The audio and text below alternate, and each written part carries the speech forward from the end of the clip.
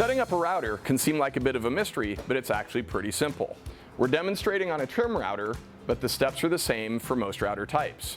Just check your manual and of course have the router unplugged during setup. First, get familiar with the parts. The bit fits into a collet. It's kind of like a drill chuck and it's attached to the motor shaft.